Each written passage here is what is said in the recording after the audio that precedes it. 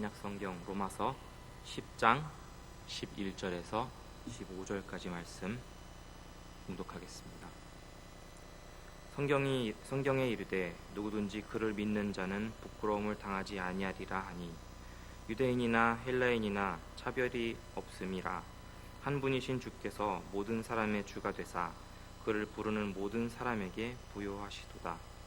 누구든지 주의 이름을 부르는 자는 구원을 받으리라. 그런즉 그들이 믿지 아니하는 이를 어찌 부르리요? 듣지도 못한 이를 어찌 믿으리요? 전파하는 자가 없이 어찌 들으리요? 보내심을 받지 아니하였으면 어찌 전파하리요? 기록된 바 아름답도다. 좋은 소식을 전하는 자들의 발이여 함과 같으니라. 아멘. 2016년 기준으로 세계 인구가 74억이다 이런 발표가 있었습니다. 해마다 1%씩 증가하고 있는 추세라고 합니다. 7천만 명에서 한 8천만 명씩이 매년 증가하고 있습니다. 그래서 매 13년마다 10억 명씩 증가하는 그런 비율로 인구는 증가하고 있습니다. 그러니까 2025년 되면 80억이 될 거고요. 또 그로부터 한 13년쯤 지나고 나면 90억 되고 얼마 되지 않아서 세계 인구가 100억을 돌파하는 소식이 곧 들릴 것이다 이렇게 생각이 듭니다. 이렇게 인구가 발전하게 된 데에는 인류가 이뤄낸 그 과학 기술의 발전과 여러 가지 문명의 발전이 큰 기여를 했습니다. 그래서 세계는 가히 지구촌이라고 불릴 만큼 좁아졌습니다. 예전에 유학 나오신 분들 얘기를 들어보면 20년 전, 30년 전 얘기를 들어보면 그때는 참 이태리와 한국이 멀었습니다.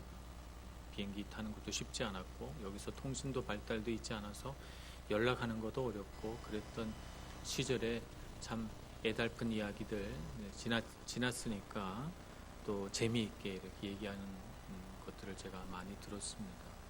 근데 지금은 실시간으로 통화하고 뭐 한 10시간, 11시간이면 또 한국 갑니다. 그래서 뭐 한국하고 이태리만 그런 것은 아니고 전 세계가 일일 생활권으로 접어들었다 이렇게 말해도 과언이 아닐 정도로 그렇게 세계는 좁아지고 지구촌화되고 정말 세계가 작아진 느낌입니다. 그런데 이런 것들 때문에 나타난 병폐도 있습니다. 편리한 것도 있지만 나쁜 것들도 있어요. 어떤 것이냐면 어떤 책에 보니까 병리학적인 통일이다 이런 용어를 썼더라고요. 말하자면 어떤 지구 한 구석에서 발생된 질병이 금세 전 세계로 확산된다는 것입니다. 그래서 유럽에서 나타난 광우병이 금세 전 세계를 휩쓸고 사우디아라비아 낙타에게서 전염된 어떤 감기가 금세 며칠 지나지 않아서 우리나라에 상륙해서 많은 사람들을 공포에 떨게 했습니다. 아프리카 밀림 속에서 원숭이들만 갖고 있는 어떤 질병이 사람에게 옮겨져서 금세 그것이 전 세계에 퍼져서 지금도 이 에이즈라고 하는 질병으로 고통받고 있죠. 질병과 그 원인이 세계화되어서 사람과 짐승 모두가 다 예전에는 한 지역에만 국한된 질병이었던 것이 전 세계화 되어버리는 그런 고통 속에 있습니다. 뿐만 아니라 인종 문제, 세계는 좁아졌지만 인종 간의 갈등과 긴장은 점점 더 커지고 있습니다. 종교 문제, 또 정치와 경제 문제, 이것이 복합적으로 얽혀서 긴장이 고조되고 있는 중입니다. 미국과 중국이 무역으로 인해서 서로 협상하지 못하고 갈등하고 있는데 주식은 우리나라 주식이 떨어집니다. 세계화되었기 때문이죠. 갈등이 고조되고 긴장이 증가해 나가는 그런 현상들을 보면서 세계는 점점 더 발전해 가고 있다고 하는데 왜 우리 삶은 그다지 더 좋아진 것 같지 않을까 하는 의문을 갖곤 합니다. 이렇게 문명이 발전하고 사람이 생활하는 것이 편리하고 옛날보다 모든 것이 더 좋아지고 세계는 지금도 점점 더 가속도를 내서 발전해 가고 있는데 우리 마음속에 있는 사람을 사랑하는 마음, 우리 마음속에 있는 행복의 어떤 행복의 척도 지수는 더 높아졌는가? 우리는 과연 그럴까 고개를 갸웃하게 됩니다. 인간의 인성, 세상의 문화가 이 인류의 발전과 더불어 더 고결하게 되고 더 고상하게 되었습니까? 그렇지 않습니다. 세상을 보면 탐욕과 이기심은 그때나 이제나 여전합니다. 오히려 전 세계는 이런 탐욕과 이기심으로 전 시대보다 더 가혹하게 유린당하며 사람의 마음은 점점 더 피폐해지고 있는 것 같습니다. 이 세상의 많은 사람들을 바라봅니다. 너도 나도 남들이 어떤 것 맛있는 것을 먹었다면 따라 먹고, 좋은 옷을 입으면 따라 입으려고 하고, 좋은 곳을 가면 따라 가려고 하고, 뭐든지 이 세상의 좋은 것들 다 가지고 또 남들처럼 행복하게 사려고 노력하고 있습니다만, 우리 인생을 한번 뒤돌아보면서 내 인생은 어떻게 시작됐으며 내 인생은 어디로 흘러가고 있으며 나는 왜 이렇게 살고 있는지 답을 가진 사람은 극히 드뭅니다. 인생의 목적과 인생의 의미를 상실해 버린 채 그냥 오늘 하루 주어졌으니까 오늘 하루의 시간을 그냥 그렇게 남들처럼 살아가는데 집중하며 살아가는 많은 사람들을 보는 것이죠. 오늘을 사는 의미를 모른 채 하루하루 그냥 살아가고, 어떤 사람에게는 죽지 못해서 사는 것이 인생이 되기도 합니다. 정말 복음이 필요한 시대입니다. 복음의 말씀이 전해져서 참 잘 살게는 되었으나, 많은 사람들이 편리를 누리는 세상이 되긴 했으나, 그러나 행복하지도 기뻐하지도 못하는 이 세상 속에서 인생의 참된 목적과 의미를 알며 감사와 기쁨이 넘치는 인생을 살게 하기 위하여 복음이 전파되어야 할 시대를 우리가 살아가고 있는 것입니다. 요한복음 4장 35절에서는 그래서 이렇게 말씀합니다. 너희 눈을 들어 밭을 보라, 희어져 추수하게 되었도다. 하나님의 말씀이 필요한 많은 사람들을 바라보며 희어져 추수하게 된 이 세상에 복음을 전하여 하나님의 뜻대로 부르심을 받는 많은 사람들을 주님께로 인도해 낼 수 있는 저와 여러분이 되기를 소망합니다. 마태복음 9장 38절에서는 이렇게 말씀합니다. 그러므로 추수하는 주인에게 청하여 추수할 일꾼을 보내주소서 하라. 우리가 다 일꾼 되어서 세상에 하나님의 뜻대로 부르심을 받은 모든 사람들 다 주께로 인도해 낼 수 있게 되기를 소원합니다. 이러한 세대 가운데 우리가 해야 할 일 무엇입니까? 복음을 전파하는 일입니다. 우리는 복음을 전파하는 일에 사명감을 가지고 살아왔습니까? 우리는 복음을 전파해야 되겠다는 생각이 우리 마음속에 뜨겁게 솟아오르고 있습니까? 우리는 우리 마음속에 만약 그러한 열정이 사라지고 없다면 염려해야 됩니다. 우리 신앙은 나 혼자만 잘 사는 것이 목표가 아닙니다. 하나님께로부터 받은 복을 세상에 흘려보내서 나도 하나님 앞에서 은혜 받고 잘 살 뿐 아니라 이 세상에 하나님의 능력과 은혜를 모르는 다른 사람들도 잘 살게 해주는 것이 우리의 사명이기 때문에 그렇습니다. 그러므로 우리는 전도에 대해서 다시금 우리 생각을 바로 세워서 복음을 전파하는 사람이 되어야 될 줄로 믿습니다. 전도에 대해서 우리가 갖고 있는 좀 부담스러운 생각들이 있어요. 그게 뭐냐 하면 전도란 사람을 교회에 데리고 오는 것이다 이렇게 생각하기 때문에 그렇죠. 그래서 전도 그러면 교회에 사람을 데려와야 되는데 교회에 사람을 못 데려오니까 나는 전도를 못하고 있거나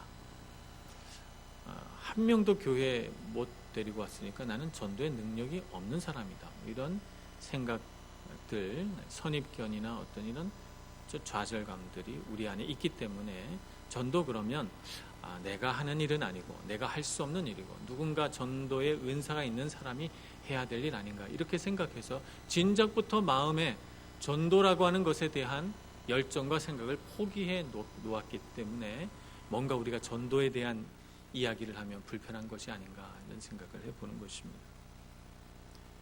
전도는 교회 데리고 오는 것이 목적이 아닙니다. 전도란 복음을 전파하는 것입니다. 복음을 전파하여 복음을 들은 그 사람이 지금 당장 교회 나올 수도 있고 먼 훗날 교회 나올 수도 있고 우리 교회로 올 수도 있고 다른 교회로 갈 수도 있고, 그러나 정말 중요한 것은 무엇입니까? 우리가 복음의 증인되어서 복음을 전하는 사람이 되어야 한다는 명확한 사실입니다. 그것을 위하여 우리가 부르심을 받았다는 사실입니다. 오늘날에는 개인 전도에 대한 회의적인 시각들이 많다 보니까 한 사람 한 사람 만나서 전도하고 이런 일들을 귀찮은 일이나 무익한 일로 여기고 오히려 사회를 개혁하자, 구조를 바꾸자, 그래서 복음을 한꺼번에 여러 사람에게 전할 수 있는 그런 사회 체계를 만들자, 뭐 이런 주장도 나오고 있는 시대입니다. 과연 성경적인가? 복음서를 가만 들여다보면 예수님은 한 번도 사회 구조를 바꾸자, 사회를 개혁하자 이렇게 말씀을 하신 적이 없으십니다. 그렇게 할 수 있는 능력이 있으신데도 말입니다. 예수님은 어떻게 하셨습니까? 일일이 발로 걸어서 한 사람을 찾아가셨습니다. 또 때로는 예수님이 계신 곳에 많은 사람이 찾아왔고 그 수많은 사람들 중에서 예수님은 어떤 한 사람을 만나셔서 그 사람을 구원해내는데 집중하셨어요. 그래서 수많은 병자가 있었어도 38년 된 병자를 붙드시고 그 사람을 구원하셨고, 제자들이 여러 명의 제자들이 있었지만 예수님은 부활하셔서 엠마오로 가는 두 제자를 만나셔서 그 두 제자와 대화함으로써 예수님의 부활의 소식을 알려주셨습니다. 예수님은 대단히 인격적이시고 우리 한 사람 한 사람을 귀중히 여기시는 분이셨어요. 그래서 복음을 전파하는 일이란 그 한 사람을 만나는 일입니다. 그 사람을 만나서 하나님께서 그 사람에게 전해주기를 원하는 복음의 좋은 소식들을 전해주는 것, 예수님처럼 우리도 그 사람을 만나주는 것이, 그것이 바로 전도인 것입니다. 그래서 전도는 복음을 전파하는 것인데 내가 내 의지로 하는 것은 아닙니다. 복음을 전파하는 것은 성령께서 인도하셔서 내가 그 사람을 만나게 되는 것이고, 내가 그 사람을 만날 수 있도록 내 의지적인 힘을 성령과 같이 동력하면서 그 사람을 만나는 것입니다. 그 사람을 만나서 나를 소개하는 것 아닙니다. 예수 그리스도를 소개하는 것입니다. 예수님을 만나게 해주고 예수님을 통해서 하나님 아버지를 보게 해주는 것, 그것이 전도입니다. 그래서 그 사람이 하나님 아버지를 만나서 자기의 아버지로 삼고 그 안에서 영과 육이 자라나게 되는 것을 볼 때 기쁨이 충만하죠. 거기까지 친절하게 배려하고 안내하는 것이 전도다, 이렇게 말할 수가 있는 것입니다. 근데 우리가 이렇게 전도하는 것 그다지 어렵지 않고 사람 만나서 예수님 소개하고 하나님 아버지끼리 인도하는 것, 그것이 전도인데, 근데 전도가 어렵다고 느끼는 데는 이유가 있습니다. 전도하는데 회방이 있기 때문이죠. 사탄은 전도하는 일을 몹시 싫어합니다. 그래서 회방을 놓습니다. 사탄은 끊임없이 자기를 가장하고 거짓으로 꾸며서 좋은 소식을 전하는 것처럼 가서는 가라지를 뿌려 놓습니다. 그래서 복음이 전파되는 곳에는 반드시 복음의 씨앗뿐만 아니라 거짓의 씨앗도 뿌려집니다. 고린도후서 11장 14절에서는 이렇게 기록되어 있습니다. 사탄도 자기를 광명의 천사로 가장하나니, 이렇게 말합니다. 복음이 처음 선포된 그 시대부터 복음을 왜곡시켜서 전파하는 이단들도 끊임없이 생성이 되었습니다. 옷을 갈아입으면서 말입니다. 복음의 씨앗을 뿌릴 때 사탄도 그 자리에 가라지를 뿌려서, 잡초의 씨앗을 뿌려서 복음을 듣는 사람들의 눈을 어둡게 하고 마음을 혼미하게 하고 그 마음 속에 있는 복음에 대한 진리의 말씀들을 올바로 받아들이지 못하도록 자꾸 속이려고 하지요. 이런 사탄의 회방이 있습니다. 그러나 사탄이 아무리 애쓴다 하여도 하나님의 능력을 가로막을 수는 없습니다.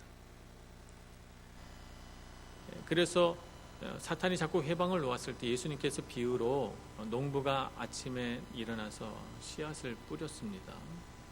밤이 되자 사탄이 와서 가라지를 또 뿌렸어요. 아침에 농부가 다시 일어나 보니까 곡식과 가라지가 같이 자라는 거예요. 그래서 일꾼들이 나와서 주인에게 묻습니다. 주인님, 가라지를 다 뽑을까요? 그랬더니 주인이 이렇게 말합니다. 그냥 두어라. 가라지를 뽑다가 곡식도 같이 뽑을까 염려가 되노라.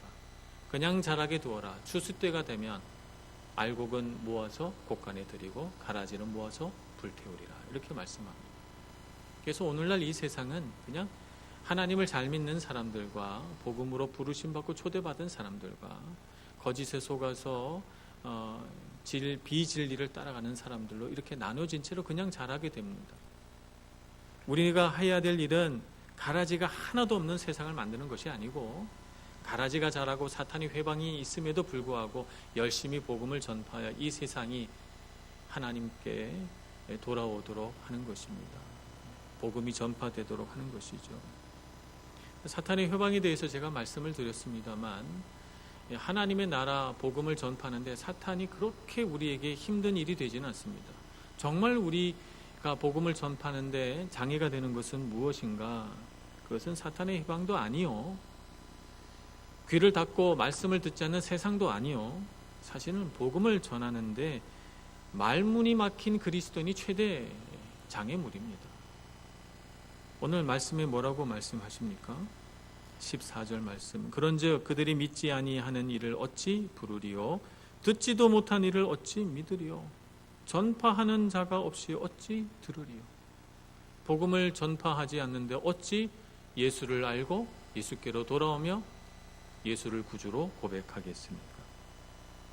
복음을 전파하는 자가 없이 어떻게 믿음 있는 자가 일어나겠습니까? 오늘날 복음을 전파하는데 최대 장애물은 복음을 전하는데 말문이 막힌 그리스도인이라 할 것입니다. 우리는 왜 복음을 전하지 못할까요? 우리는 그러니까 다 우리가 복음 전하지 못하는 사람처럼 제가 말하는 것 같아서 죄송하긴 한데 어쨌든 말문이 막힌 그리스도인들이 있다면 왜 그럴까요? 왜 그 원인은 무엇일까요? 복음을 전하지 못하는 가장 첫 번째 이유는 사람들이 나를 어떻게 생각할까 이렇게 보기 때문에 그렇습니다. 사람들이 혹시 나를 이상하게 보지 않을까? 사람들이 너나 잘 믿으세요 그러면 어떡하지? 그래서 자꾸 자기를 주목해 보기 때문에 그렇습니다. 복음을 전파하는 일에 있어서 가장 중요한 것은 나를 보는 것이 아니고 복음을 전하는 그 사람을 하나님의 관점으로 보는 것입니다. 하나님께서 이 사람을 얼마나 사랑하실까? 하나님께서 이 영혼의 삶 가운데 어떤 일을 이루어내시려고 하는 것일까? 하나님의 관점으로 그 사람을 보면서 내가 하나님의 때에 하나님의 방법으로 하나님의 도구로 사용되어서 그 사람에게 복음이 전파되었습니다. 하나님의 관점으로 그 사람을 보는데 집중해야 되는 것입니다. 그 사람에게 집중되지 못하고 나를 보게 되면, 나를 묵상하게 되면 사탄이 우리의 마음을 시험해서 우리로 하여금 복음을 한마디도 말하지 못하게 할 것입니다. 우리는 하나님과 하나님을 알지 못하는 그 한 영혼이 서로 화목하게 되는 그것을 보기 위하여 하나님의 관점으로 그 사람에게 주목하고 말씀을 전할 수 있는 사람이 되어야 되겠습니다. 사람들이 나를 어떻게 볼까 하는 그 생각이 들 때마다 그 마음을 다 내려놓고 하나님께서 애타게 찾고 계신 그 한 사람을 보게 해 주옵소서, 이렇게 강력하게 기도해야 될 것입니다. 두 번째, 복음을 전하지 못하는 이유는 나 같은 사람이 복음을 전할 자격이 있을까라고 하는 생각입니다. 나 신앙생활 잘하지 못하는 것 같은데, 나도 초신자인데, 나 같은 사람은 조금 먼 훗날 내가 신앙이 좋아지고 내가 그래도 조금 신앙생활 했다 하고 뭔가 좀 내가 잘 섰다 했을 때 그때 복음을 전해야 되지 않을까 이렇게 생각을 합니다. 그런 날은 오지 않아요. 그런 날은 오지 않습니다. 우리는 다 하나님 앞에서 불완전한 사람이요, 수리 중이요, 아직 건축 중인 건물입니다. 우리가 완성되는 날은 언제입니까? 천국 가는 그날입니다. 완성되는 그날 복음을 전파하려고 하면 천국엔 다 믿는 사람들밖에 없어요. 그럼 아마 주님께서 우리 보고 너는 세상에 내가 보낸 시간 동안 뭘 하고 살았느냐? 저 혼자 잘 믿으려고 살았습니다. 이 부끄러운 고백이겠죠? 부끄러운 고백입니다. 우리가 완성되는 그날이 복음을 전파할 수 있는 능력 있는 그날이 아닙니다. 미완성인 채로, 아직 부족한 채로, 나 같은 사람이 이런 생각이 들어도 내게 주신 하나님의 은혜가 너무 커서 나처럼 사람들이 은혜 받기를 바라서 복음을 전하지 않을 수가 없어서 전하는 것이 우리가 해야 할 사명입니다. 우리의 불완전함을 부끄러워하지 말고, 우리의 연약함을 부끄러워하지 말고 내가 받은 은혜에 집중하여 복음을 전파할 수 있는 저와 여러분이 되기를 소원합니다. 세 번째, 복음을 전하지 못하는 이유는 나도 확신하지 못하는데, 난 충분한 지식이 없는데 어떻게 복음을 전할 수 있을까? 충분한 지식 알려면 끝이 없습니다. 하나님의 지식과 하나님의 경륜과 하나님의 섭리는 우리 인간으로서는 다 이해할 수 없어요. 성경의 말씀 우리가 다 알고 지식이 해박해서 안 믿는 사람이 어떤 질문을 해도 난 다 대답할 수 있을 때, 그때 복음을 전해야지. 그런 날이 어찌 오겠습니까? 우리가 어찌 다 대답하겠습니까? 우리가 잘 모르는 질문 받으면 모르는 것은 모른다 하고 우리는 아는 것을 전해야 합니다. 어떤 것을 전해야 합니까? 내가 받은 은혜, 내가 알고 있는 하나님, 내가 경험한 예수님, 그분을 전해야 되는 것입니다. 내가 아는 것, 어려운 것, 세상에 무슨 이런 부조리와 부도덕이 있는 것 우리가 어찌 다 알겠습니까? 세상의 수많은 일들을 우리가 다 어찌 해석하겠습니까? 그러나 알고 있는 것 하나 있습니다.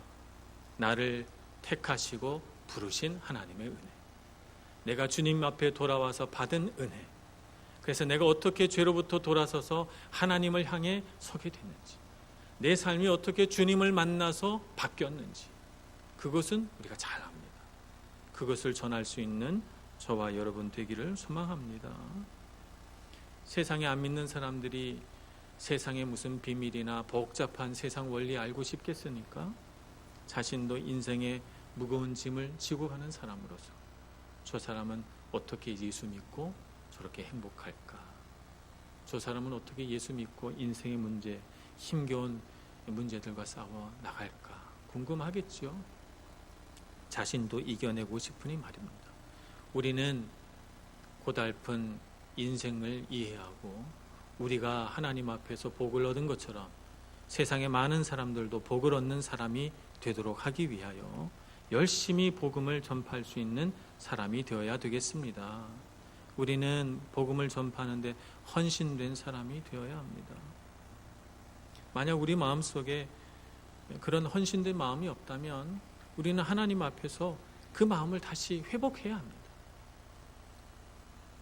1700년대 중반에 선교사로 부르심을 받은 한 미국인이 있었습니다. 이름이 데이비드 브레이너드라고 하는 사람입니다. 브레이너드라고 하는 이분은 긴 생애를 살지 못하고 몸이 매우 연약하셔서 아주 짧은 생애를 살다가 하나님 앞에 갔습니다. 이분은 선교사인데 외국으로 나가서 선교를 한 것은 아니고 미국 안에서 선교를 하셨는데, 특별히 북아메리카 인디언들을 향해 하나님께 부르심을 받고 복음을 전하러 갔습니다. 1700년대 중반이라 그러면 당시 그 넓은 미국 대륙을 교통수단이 마땅치 않으니까 이 데이비드 브레이너드라고 하는 분은 말을 타고 인디언들의 마을들을 계속 다니면서 복음을 전파했습니다. 그러다 보니 말을 타고 가다가 비도 맞고 또 때로는 강풍에 쓰러지기도 하고 때로는 들판에서 노숙을 하기도 하는 이런 삶을 살다 보니 그 연약한 몸이 더욱 지쳐가지고 결국 병을 얻어서 결핵으로 사망을 하고 말았는데요. 그가 그 인생의 마지막 순간을 살아갈 때 그가 썼던 일기 한 부분을 제가 읽겠습니다. 1746년 9월 21일 주일 저녁에 쓴 일기입니다. 오전에 몸이 너무 약해져서 설교를 할 수도, 오전에는 사람들을 찾아갈 수도 없었다. 오후에는 간신히 말을 타고 나가 사람들에게 로마서 14장 7절 8절 우리 중에 누구든지 자기를 위하여 사는 자가 없고 자기를 위하여 죽는 자도 없도다 라는 말씀으로 설교했다. 이 말씀을 전하는 중에 나는 주님의 힘과 도우심을 경험했으며 회중들도 어느 정도 말씀에 감동을 받은 것 같았다. 이 회중은 인디언들을 가리키는 것입니다. 비록 극심하게 지친 채 오두막으로 돌아왔지만 나의 불쌍한 사람들에게 오랫동안 말씀을 전하지 못했다가 한마디라도 할 수 있어서 얼마나 감사했는지 모른다.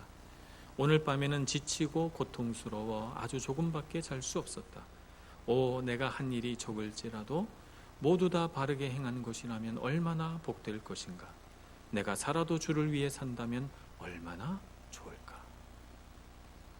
이것이 복음을 전하다 생을 마감한 브레이너드의 일기의 한 부분입니다. 우리는 어떻게 살아가고 있습니까? 복음을 전하고자 하는 열정이 있습니까? 오늘 이 데이비드처럼 내가 오늘은 한 명에게도 복음을 전하지 못했구나. 복음을 오랫동안 전하지 못해서 참 내 마음이 너무나도 갈급하다. 이렇게 생각하고 나가서 누구든지 복음이 필요한 사람에게 복음을 전할 수 있는 저와 여러분이 되기를 소망합니다. 복음을 전하는 것은 선택이 아닙니다.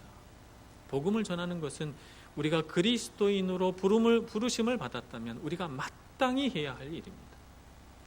그러므로 이런저런 핑곗거리로 이래서 못하고 저래서 못하고 이런 상황이라서 못하고 저런 상황이라서 못하고 핑계대지 말고 그냥 주님께서 주신 은혜 언제든지 기꺼이 나누어 주겠다는 마음으로 복음을 전할 수 있는 저와 여러분 되기를 소망합니다. 복음서는 다 복음을 전파라는 말로 복음서를 마치고 있습니다. 마태복음 28장 19절 20절은 이렇게 말씀합니다. 그러므로 너희는 가서 모든 민족을 제자로 삼아 아버지와 아들과 성령의 이름으로 세례를 베풀고 내가 너희에게 분부한 모든 것을 가르쳐 지키게 하라. 볼지어다 내가 세상 끝날까지 너희와 항상 함께 있으리라. 이렇게 말씀합니다. 복음을 전파라는 것이죠. 마가복음 16장 15절은 이렇게 말씀합니다. 이 마가복음 16장 마지막 장입니다. 또 이르시되 너희는 온 천하에 다니며 만민에게 복음을 전파하라. 예수님의 마지막 명령입니다. 누가복음은 어떻습니까? 누가복음 24장에서는 마지막 장입니다. 24장 48절에 이렇게 선포합니다. 너희는 이 모든 일의 증인이라. 증인된 삶을 살아가라는 것입니다. 예수 그리스도를 증거하며 살아라는 것이죠. 요한복음 21장 17절에서는 내가 나를 사랑하느냐 베드로에게 3번 물으시고 내 양을 먹이라 이렇게 말씀합니다. 복음을 전파하고 그리스도의 제자를 삼아 먹이고 입히고 돌보고 양육하여 성장시켜 내라는 말입니다. 우리가 해야 할 일입니다. 남에게 맡기지 않았습니다. 나에게 맡겼습니다. 여러분에게 맡겼습니다. 우리가 해야 할 일입니다. 고린도후서 5장 14절에 그리스도의 사랑이 우리를 강권하시는도다 이렇게 말씀합니다. 그리스도의 사랑이 우리를 강권합니다. 세상에서 구원받지 못하고 복음을 듣지 못한 사람에게로 가라. 그리고 그를 하나님께로 인도하라. 오늘 우리는 다시금 회복해야 되겠습니다. 복음을 전파하는 이 귀한 사명 앞에 우리의 열정이 회복돼야 될 줄로 믿습니다. 풍성한 은혜를 나만 누릴 것이 아니라 함께 누리기를 소망합니다. 나만 잘 믿으면 되지라고 하는 신앙은 물 한 컵의 신앙에 불과합니다. 여러분, 물을 한 컵 떠놓고 그 컵 안에 물이 아무리 가득 찼어도 물 한 컵을 떠놓고 시간이 지나 보시면 어떻게 될까요? 반드시 물이 다 말라버립니다. 물이 고갈돼 버리고 맙니다. 하나님께 받은 은혜도 똑같습니다. 은혜는 어떨 때 차오릅니까? 흘려보낼 때 차오릅니다. 복음을 전파하는 신앙은 흐르는 물과 같습니다. 계속해서 내가 받은 은혜를 흘려보내니까 마르지 않는 축복으로 나에게 은혜가 임합니다. 오늘 로마서 말씀은 우리가 복음을 전파해야만 된다고 말씀하고 있습니다. 14절 말씀 다시 한번 보겠습니다. 14절, 15절 말씀 우리 같이 한번 봉독하겠습니다. 시작. 그런즉 그들이 믿지 않으니하는 이를 어찌 부르리요? 듣지도 못한 이를 어찌 믿으리요? 전파하는 자가 없이 어찌 들으리요? 보내심을 받지 아니하였으면 어찌 전파하리요? 기록된 바 아름답도다 좋은 소식을 전하는 자들의 발이여 함과 같으니라. 우리가 바로 그 발 되기를 소원합니다. 생명의 말씀을 흘려보내시기 바랍니다. 전파하시기를 바랍니다. 달란트를 결코 땅에 묻어두지 마시고 사용하시는 여러분들 되시기를 바랍니다. 그래서 복음을 전파하는 것이 복음을 듣는 자에게도 복이 되고 복음을 전하는 자에게도 복이 돼서 하나님의 풍성한 사랑이 우리와 그리고 많은 사람들에게 같이 있기를 간절히 소원합니다. 기도하겠습니다. 자비로우신 하나님, 우리에게 복음을 전파하는 능력을 주시옵소서. 복음을 전파할 수 있는 간절한 열망 주시기를 소망합니다. 그래서 우리 마음속에 차오르는 기쁨으로 우리 마음속에 가득한 열정으로 복음을 전파하여 주님의 이름을 부르는 자는 누구든지 다 구원을 받고 주님께로 돌아오고 풍성한 은혜 받게 하여 주시옵소서. 예수님의 이름으로 기도합니다. 아멘.